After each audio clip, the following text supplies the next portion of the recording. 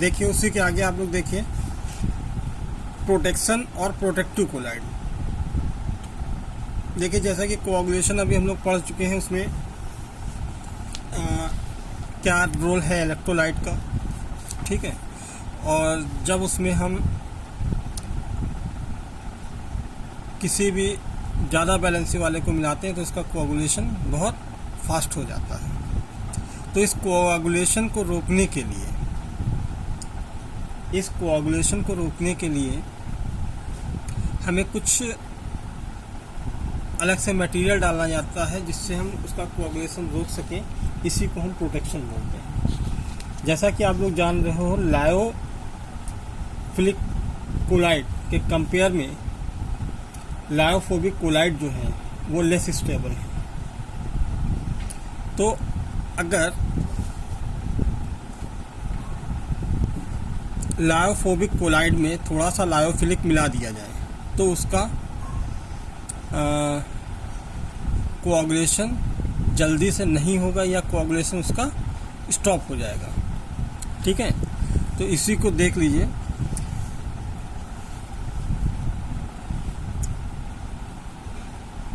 A small amount of ये जैसे दिया as compare to lyophobic colloids, lyophilic colloids, lyophobic colloids are less stable. A small amount of electrolyte is added lyophobic colloids, the coagulation occurs.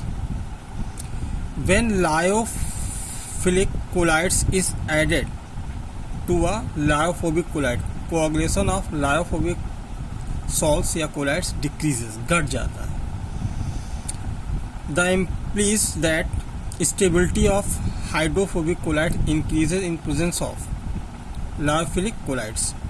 The process is called protection because the lyophobic colloid protects lyophilic colloids protects to the lyophobic colloid from the coagulation. The lyophilic colloids system is protective colloid, ठीक है। बस इसमें इतना ही। दूसरा एक example के तौर पे ले लेते हैं कि when an electrolyte is added to a lyophobic gold salt, जैसे AuCl3 हुआ, इट्स कोआगुलेशन अकर्स, ठीक। However when lyophilic gelatin colloid, gelatin जो है एक लायोफिलिक कोलाइड है, अगर इसमें ऐड किया जाए, coagulation of gold salt does not occur by that amount of electrolyte. Here gelatin is a protective colloid while gold salt is protected by the lyophilic colloid, that is gelatin, right। अब यहाँ पे हम लोग बात कर लेते हैं gold number. ये बेटा मोस्ट इम्पॉर्टेंट है, ऑलमोस्ट आपसे पूछ लिया जाता है, तो इसको आप बहुत ध्यान से समझिएगा तब तो समझ में आएगा। अदरवाइज अगर पिछली वीडियो में कोई चीज़ें क्लियर नहीं है तो यहाँ पे भी समझना थोड़ा पॉसिबल नहीं होगा। ये मोस्ट इम्पॉर्टेंट है, ऑलमोस्ट टाइम में पूछा गया है बोर्ड में। This term was given by Zsigmondy, determine the protective power of lyophilic colloid, इन इसकी पावर को मेजर करने के लिए, ठीक है, गोल्ड नंबर को डिफाइन किया गया। इसमें क्या बोलता है, आप इंग्लिश में तो लिखा है, ये समझ लीजिएगा, मैं थोड़ा एक्सप्लेन कर देता हूँ। किसी भी प्रोटेक्टिव कोलाइड, नॉट ई प्रोटेक्टेड, प्रोटेक्टिव कोलाइड यानी दैट इज लायोफिलिक कोलाइड की मिलीग्राम में वह अमाउंट जो 10 मिली गोल्ड सॉल्ट यानी जो कि लायोफोबिक है, 10 milli gold colloid that is lyophobic colloid को NaCl के 10% के 1 ml 10% के 1 ml बिलियन द्वारा संभावित कोआगुलेशन को रोकती है, प्रोटेक्ट करती है। उसे हम उसकी स्वर्ण संख्या कहते हैं, ठीक है। एक बार फिर से रिपीट कर दूं, किसी भी प्रोटेक्टेड कोलाइड, ठीक है, protective colloid like lyophilic colloid, कि मिलीग्राम में वह अमाउंट जो 10 ml गोल्ड सॉल यानी लायोफोबिक कोलाइड को NaCl के 10% के 1 ml सोल्यूशन द्वारा कोआगुलेशन को रोकता है, प्रोटेक्ट करता है, उसे हम उसकी स्वर्ण संख्या कहते हैं। अब इसको, ये तो पूरा इंग्लिश में था, इसको एक्सप्लेन किया। यहाँ पे cc है, क्यूबिक सेंटीमीटर है। अब यहाँ पे देखो कुछ प्रोटेक्टिव कोलाइड दिए, उनके गोल्ड नंबर्स दिए हुए हैं। तो यहाँ पे एक बात ध्यान रखिएगा, ये क्वेश्चन मल्टीपल चॉइस में भी पूछा जा सकता है।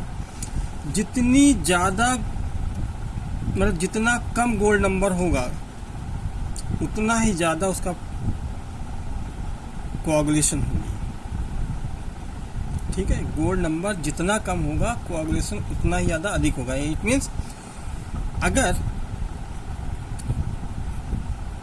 कोआगुलेशन गोल्ड नंबर बड़ा है तो कोआगुलेशन उतना ही कम होगा।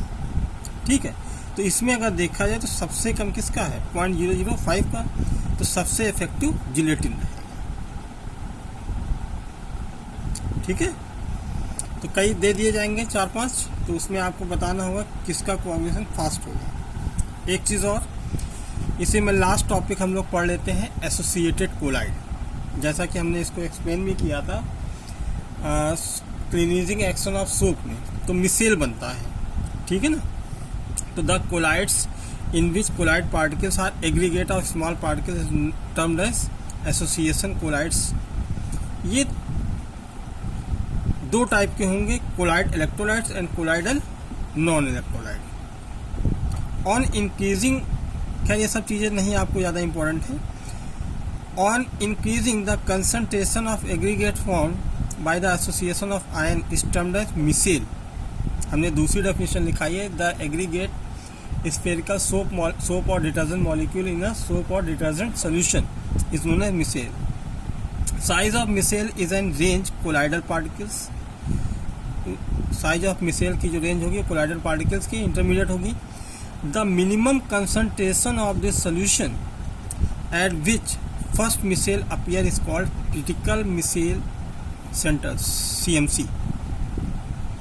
The number particle present in the micelle is known as aggregation number and such substance is known as colloidal electrolytes. Micelle formation वगैरह हम लोग डिस्कस कर चुके हैं, इस पर ज़्यादा डिस्कशन नहीं करना है। वॉशिंग एक्शन भी सोप हो गया, अगर आपको चाहते हो तो मैं इस पर वीडियो भेज दूंगा। इमल्सन आपके सिलेबस से, पिछले सिलेबस से हटा हुआ, तो इस बार भी मैं इसको टेक ओवर नहीं कर रहा हूँ। जेम और जेली हटा हुआ है, इस पर भी हम लोग डिस्कस नहीं करेंगे क्योंकि इमल्सन पूरी तरह से हटा हुआ है।